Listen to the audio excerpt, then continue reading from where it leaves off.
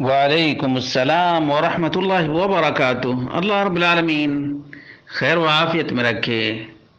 حقیقت تو یہ ہے کہ جب آدمی کھانا کھا رہا ہو اور ناک بہنے لگے تو قمیص کے کونے سے کنارے سے صاف کرنے میں کوئی حرج کی بات نہیں ہے، اس سے تنگی کا کوئی تعلق نہیں ہے، محتاجگی کا بھی کوئی تعلق نہیں ہے۔ صحیح بخاری کی 409 اور مسلم کی 550 نمبر کی روایت ہے۔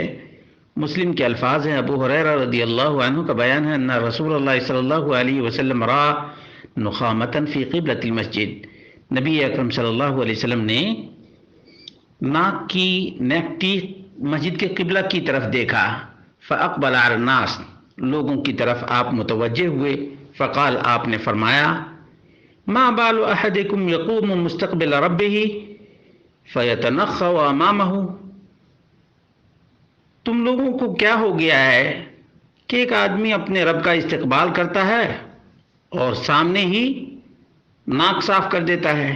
ایحب احدکم ان یستقبل فیتنخى فی وجہہ، کیا تم میں سے کوئی پسند کرتا ہے کہ اس کے سامنے کوئی تھوکے یا ناک کی نیکٹی رکھ دے؟ فَإِذَا تَنَخَّى أَحَدُكُمْ فَلْيَتَنَخَّى عَنْ يَسَارِهِ تَحْتَ قَدَمِهِ، جب تم میں سے کسی کو بلغم یا ناک کی نیکٹی وغیرہ نکالنی ہو تو بائیں طرف نکالے، اپنے قدم کے نیچے۔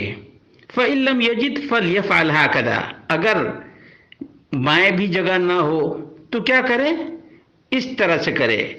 راوی بیان کرتے ہیں کہ فَتَفَلَ فِي وَجْهِ فِي ثَوْبِهِ ثُمَّ مَسَحَ بَعْضَهُ عَلَى بَعْضٍ، ایسا کیا کہ اپنے کپڑے ہی میں بلغم رکھ دیا اور کپڑے ہی کو کپڑے سے رگڑ دیا۔